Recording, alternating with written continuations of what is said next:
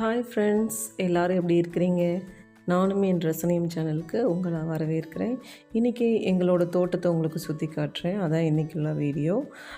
இது வந்து என்ட்ரன்ஸில் இருக்கிற கொய்யா மரம். பழங்கள் வந்து அது குட்டி குட்டியாக தான் இருக்கும், ஆனால் வந்து டேஸ்ட்டு ரொம்ப நல்லா இருக்குங்க. அப்புறம் பார்த்திங்கன்னா இதான் எங்கள் தோட்டம். இதில் வந்து இந்த பகுதியெலாம் வந்து வெட்ட வெளியாக இருக்குது. உள்ளக்க தான் வந்து தோட்டம் இருக்குது, வாழை தோட்டம் இருக்குது. இப்போ நான் காட்டுறது பார்த்திங்கன்னா தென்னங்கன்று குட்டி குட்டியாக இருக்குது, 2-3 மாதத்துக்கு முன்னாடி வச்சது. இது வந்து சொட்டு நீர் பாசனத்துக்குள்ள ப்ராசஸ். இது வந்து ஒரு கோடை காலத்தில் எங்களுக்கு ரொம்ப ரொம்ப உதவியாக இருந்துச்சு. 24 ஹவர்ஸும் சொட்டு சொட்டாக வந்து ஒவ்வொரு வாழைக்குமே தண்ணி விழுகிற மாதிரி ஒரு டியூப் மாதிரி வச்சுருப்பாங்க. இது வந்து கோடை காலத்தில் ரொம்ப யூஸ்ஃபுல்லாக இருந்துச்சு. இப்போ கலட்டி வச்சுருக்கோம். இப்போ மழைக்காலங்கிறனால. இது பார்த்திங்கன்னா இன்னொரு கொய்யா மரம். என்னடா சுற்றி சுற்றி கொய்யா மரமாக வச்சுருக்காங்கன்னு நினைக்கிறாதீங்க. எங்கள் குழந்தைங்களுக்கு கொய்யாப்பழம்லாம் ரொம்ப பிடிக்கும்.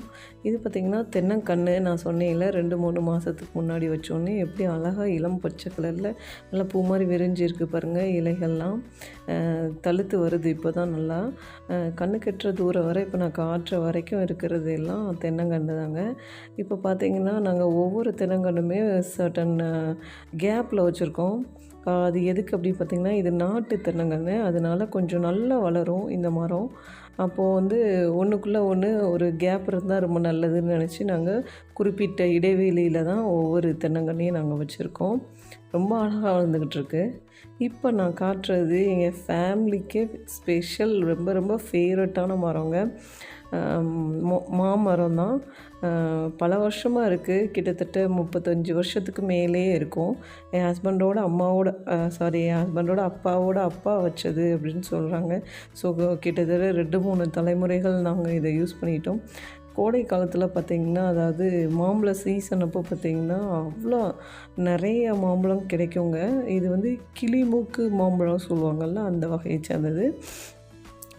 கிட்டத்தட்ட வந்து இவ்வளோ வருஷம் இருக்குது அப்படின்னா நாங்கள் எவ்வளோ தடவை பயன்பட்டுருக்கோம் அப்படிங்கிறது எங்கள் தலைமுறையும் இது யூஸ் ஆகிட்டுருக்கு. இன்னொன்று என்னென்னு பார்த்திங்கன்னா, எங்கள் அத்தை மாமா வந்து வாழையில் எதுவும் வேலை முடிஞ்சதுக்கப்புறம் வந்து இங்கே வந்து இந்த மாமரத்தில் அடியில் உட்காராமல் வரமாட்டாங்கன்னு சொல்லுவாங்க.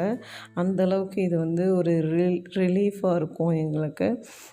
இதில் அப்படி ஒரு காற்று வந்து சூப்பராக இருக்குங்க, சொல்ல வார்த்தையே இல்லை. இப்போ கூட எங்கள் குழந்தைங்க கீழே விளாண்டுட்ருக்காங்க. அது உங்களுக்கு தெரியுதா என்னன்னு தெரியல. பட் அவங்க கீழே இப்போ கூட விளாண்டுட்டு தான் இருக்காங்க. எங்களுக்கு அந்தளவுக்கு ஒரு ஸ்பெஷலாக இந்த மரம் இருக்குது. அதனால் ஒரு சின்ன ஒரு சின்ன விஷயம், ஒரு சின்ன மரம் வச்சது இவ்வளோ பெரிய விஷயத்தை எங்களுக்கு ஹாப்பினஸ் கொடுக்குது அப்படின்னா, பிளான்டிங் எவ்வளோ இம்பார்ட்டன்ட் அப்படின்னு இப்போ நம்மளுக்கு எல்லாத்துக்குமே புரிஞ்சிருக்கும். அதனால் உங்கள் குழந்தைங்கள வந்து மரம் வளர்த்தல் எல்லாமே மரம் வளர்க்குறத பற்றி கண்டிப்பாக நீங்கள் உங்கள் குழந்தைங்களுக்கு சொல்லி வளருங்க.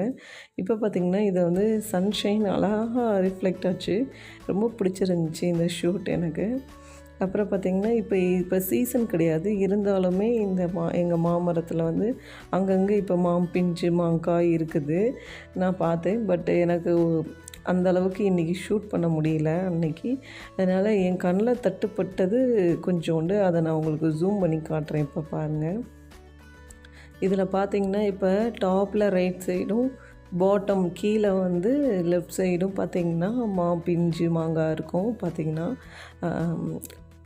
இது சீசனே கிடையாது, இருந்தாலுமே எங்களுக்கு மாங்காய் கிடைக்கும். அந்தளவுக்கு எப்போயுமே எங்களுக்கு அள்ளி தந்துக்கிட்டே இருக்கும். இந்த மரம் வெரி வெரி ஃபேவரட்டு, மறக்க முடியாத மரம். இன்னொன்று இப்போ பார்த்திங்கன்னா நான் காட்டுறது வந்து எங்களோட மருதாணி செடி. நல்லா ஹைட்டாக வளருங்க, பெருசாக படர்ந்து இருக்காது, ஹைட்டாக இருக்கும். குட்டி குட்டியாக இருந்த மாதிரி தான் இருக்கும், ஆனால் பறிக்க வந்து தழுத்துக்கிட்டே இருக்கும், திக்காக பிடிக்கும். அதுதான் இதோட ப்ளஸ்ஸே. அப்புறம் பார்த்திங்கன்னா இதுக்குள்ளே தோட்டத்துக்குள்ளே தான் நம்ம போகிறோம். இப்போ இல்லை, அப்புறம்தான். இப்போ எப்படி இந்த ஒரு மாமரம் எங்களுக்கு எந்த அளவுக்கு எங்கள் தலைமுறைக்கு எவ்வளோ யூஸாக இருந்துச்சோ, அது மாதிரி இன்னி வர எங்களோட தலைமுறைகளும் இந்த மாதிரி அனுபவிக்கணும் அப்படிங்கிறதுக்காண்டி நாங்கள் இப்போயே வந்து மாங்கன்று வச்சுட்டோம்.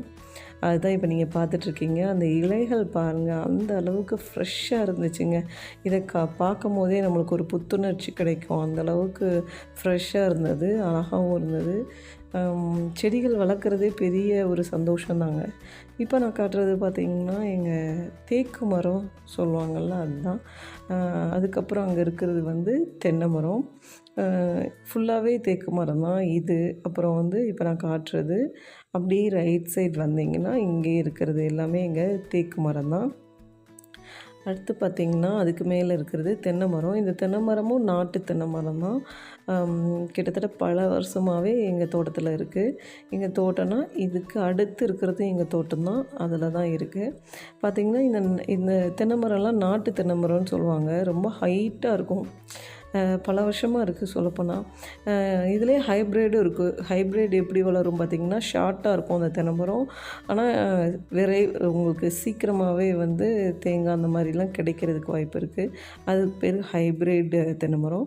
இப்போ நான் காட்டுறது பார்த்திங்கன்னா மஞ்சனத்தி மரம். இந்த மஞ்சனத்தி இலைகள் வந்து தமிழ் மருத்துவத்தில் யூஸ் பண்ணுறாங்க. இது வந்து இப்போ கை கால் ஃப்ராக்சர் அப்படி ஏதாவது ஆச்சுன்னா இதை வச்சு தான் கெட்டுவாங்க. இன்னொன்று காலில் கையில் ஏதாவது வீக்கம் இருக்குது அப்படின்னா இதை அவிச்சு தான் கெட்டுவாங்க. அந்தளவுக்கு வந்து மருந்து தன்மை கொண்டது. நாங்கள் இது வைக்கல, தானாக வளர்ந்தது. இருந்தாலும் நாங்கள் யூஸ் பண்ணிப்போம் இந்த மாதிரி விஷயத்தில். அடுத்து பார்த்திங்கன்னா என்னோடய ஃபேவரெட்னே சொல்லலாங்க. ஏன் அப்படி நான் சொல்கிறேன்னு பார்த்திங்கன்னா இது கருவேப்பிலை செடி. அந்தளவுக்கு எனக்கு ஃபேவரெட். மாமா எல்லாருக்கும் தெரியும். கருவேப்பிலை தாளிக்கும் போது ஒரு கருவேப்பிலை இல்லைன்னா அந்த சமையலே ஃபுல்ஃபில் ஆகாத மாதிரி எல்லா மாம்ஸும் ஃபீல் பண்ணுவாங்க. நானும் அப்படி தான். ஆனால் நீங்கள் இப்போ கடையில் போய் காய்கறிலாம் வாங்கிட்டு கருவேப்பிலை கொஞ்சோண்டு கேட்டால் 2 தான் தருவாங்க. அதையும் எத்தனை குழம்பு கூட்டுக்கு போடுவீங்கன்னு சொல்லுங்கள். ரொம்ப நான் ஃபீல் பண்ணியிருக்கேன். இன்னொன்று அவங்க கொடுக்குறதுமே பூச்சியாக இருக்கும். எப்போ நாங்கள் இந்த மரம் வச்சோமோ அதுலேருந்து செம்ம ஹாப்பியாக இருக்குங்க எனக்கு. ஏன் அப்படின்னா வரும்போதெல்லாம் நிறைய பறிச்சுட்டு போவேன். பறிச்சுட்டு போய் கருவேப்பிலை துவையல்னால் அவ்வளோ ஃபேவரெட் எனக்கு. அந்த மாதிரி கருவேப்பிலை துவையல் தாளிக்க யூஸ் பண்ணுவேன். ரொம்ப சந்தோஷமாக இருக்குது. நெக்ஸ்ட்டு பார்த்திங்கன்னா இது வந்து இன்னொரு கொய்யா மரம். இப்போ நான் காட்டுறது இது கொய்யா மரம். பக்கத்தில் இருக்குது பப்பாளி. பார்த்திங்கன்னா எவ்வளோ ஹைட்டாக தென்னை மரம் மாதிரி இருக்குதுன்னு. இது நாட்டு பப்பாளி. நெக்ஸ்ட்டு இது பார்த்திங்கன்னா முருங்கை மரம். எல்லாமே பறிச்சாச்சு, பிஞ்சு மட்டும் தான் இருக்குது. நெக்ஸ்ட்டு இது வந்து அடுக்கு பிச்சி அப்படின்னு நினைக்கிறேன். நேம் மறந்துட்டேன். எங்கள் அக்கா சொன்னாங்க, பட் நான் மறந்துட்டேன். இதுக்கு நேம் தெரிஞ்சதுன்னா அடுக்கு பிச்சி நான் நினைக்கிறேன். இந்த பூ பேர் தெரிஞ்சிச்சுன்னா எனக்கு கமெண்ட் செக்ஷனில் கண்டிப்பாக சொல்லுங்கள். இந்த மாதிரி நிறைய பூக்கள் எங்கள் அக்கா வளர்த்தாங்க. ஆனால் இப்போ வந்து எல்லாத்தோடைய இதுவும் ஆயுட்காலம் முடிஞ்சிச்சுன்னே வச்சுக்கலாம். அது 2-3 தடவை வச்சு எல்லாம் பறித்து எல்லாம் பண்ணியாச்சு. நெக்ஸ்ட் இப்போ எல்லாத்தையும் கிளியர் பண்ணி திருப்பி எல்லாமே போடலான் இருக்காங்க. இது பூக்கள் மட்டும் இல்லை, காய்கறிகள்னு எடுத்துக்கிட்டால் கத்திரிக்காய், வெண்டைக்காய், பச்சை மிளகாய், தக்காளி எல்லாமே போட்டிருந்தாங்க. அது எல்லாமே முடிஞ்சிட்டு அதனால் திருப்பி இனிமேல் ஃப்ரெஷ்ஷாக போடுவாங்க. இப்போ நான் காட்டுறது தான் கான் சொல்லுவாங்க. அதாவது 2 வாழைக்கும், அதாவது வரிசையாக வாழை இருக்குல்ல, அதுக்கு நடுவில் ஒரு வந்து குழி மாதிரி போட்டிருப்பாங்க. அதுதான் கான்னு சொல்லுவாங்க. இப்போ நான் காட்டுறேன் பாருங்கள். இந்த பகுதி தான் கான்னு சொல்லுவாங்க. இது எதுக்கு அப்படி பார்த்திங்கன்னா தண்ணி நம்ம வந்து பாய்க்கிறோம்ல, இப்போ தோட்டத்துக்கு தண்ணி பாய்க்கும் போது இதுக்குள்ளே தான் வந்து விழுந்திருக்கும். அப்போது இது வந்து எப்பயுமே தண்ணி இதில் தேங்கி இருக்கிறனால வாழையும் எப்பயுமே ஈரத்தன்மையோடே இருக்கும். ஒரு இதாக பார்த்திங்கன்னா இப்போ வாழைக்கு அப்படின்னு எடுக்கும்போது ஈரத்தன்மை அதிகமாக தேவைப்படும். அது காஞ்சி போயிடக்கூடாது, ஈரமாகவே இருக்கணும். அதனால இந்த மாதிரி கான் வச்சு அதில் தண்ணி இதில் இருந்து விடும்போது அந்த பகுதி, அதாவது வாழையோட தண்டு பகுதியை எப்பயுமே வந்து வேர் பகுதியும் ஈரமாகவே வச்சுருக்கிறதுக்கு உதவியாக இருக்கும். அதனால் இந்த மாதிரி மெத்தடில் செய்கிறாங்க. நெக்ஸ்ட்டு பார்த்திங்கன்னா இதான் எங்கள் தோட்டத்துக்குள்ளே நம்ம இப்போ வந்துட்டோம். எவ்வளோ ஸ்ட்ரைட்டாக இருக்குது பாருங்கள், செம்மையாக இருக்கும் இதில் நீங்கள் நடந்து போகும்போது. அப்புறம் பார்த்திங்கன்னா ஒரு வாழை மரத்தோட விளைச்சலை பற்றி இப்போ நான் சொல்லலான்னு இருக்கேன். அதாவது ஒரு குழந்தைய வந்து எப்படி ஒரு 10 மாதம் ஒரு தாய் பெற்றெடுக்காலோ அந்த மாதிரி தாங்க இதோட விளைச்சலும் கிட்டத்தட்ட 10 மாதம் இருக்கும். எல்லாமே ஓரளவுக்கு நீங்கள் கரெக்டாகவே ஃபாலோ பண்ணிட்டீங்க அப்படின்னா ஒரு 7-8 மாதத்துலேயே நீங்கள் விளைச்சல் பார்க்கலாம். ஃபஸ்ட்டு மாதத்தில் வந்து கன்று வைக்கிறோம், வாழைக்கன்று வச்சு அதுக்கடுத்து வச்சு ஒரு 2 மாதம் கழித்து தான் உரம் போடுவாங்க. இயற்கை உரமாக சாணம் அந்த மாதிரி கூட நீங்கள் யூஸ் பண்ணலாம். எந்த உரம்னாலும் சரி உரம் போட்டுட்டு அடுத்து ஒரு 2 மாதத்தில் நல்லா வளரும். அதுக்கப்புறத்துலேருந்து நீங்கள் வந்து நல்லா தண்ணி பாய்க்கிறது ரொம்ப ரொம்ப முக்கியம். வாழைக்கு வந்து ஈரத்தன்மை அதிகமாக இருக்கணும்.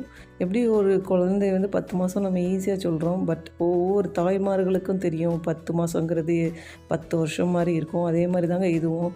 ஒவ்வொரு மரத்தையும் காப்பாற்றி கொண்டு வர்றது அவ்வளோ பெரிய விஷயங்க. விவசாயம்னா ஈஸியானது அப்படின்னு எல்லோரும் நினச்சிட்டு இருக்காங்க. எவ்வளோ கஷ்டங்கிறத நான் பார்த்துருக்கேன். ஏர்லி மார்னிங்கே எங்கள் மாமா எந்திரிச்சு போயிடுவாங்க வாழைக்கு.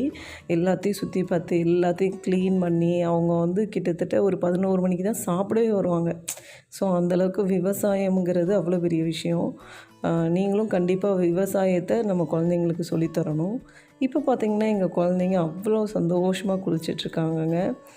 இதுதான் எங்களோட சன் பாத்தும் இதான், எங்களோட ஸ்விம்மிங் பூலும் இதான். அந்தளவுக்கு ஸ்விம்மிங் பூலை விட இதில் ஹாப்பியாக நாங்கள் ஃபீல் பண்ணுவோம். ரொம்ப சந்தோஷமாக இருக்கும். நாங்கள் எல்லாம் சேர்ந்து இந்த மாதிரி குளிக்கும்போது இந்த மாதிரி ஹாப்பியாக இருந்த டைம்லாம் அதிகமாக இருந்திருக்கோம்.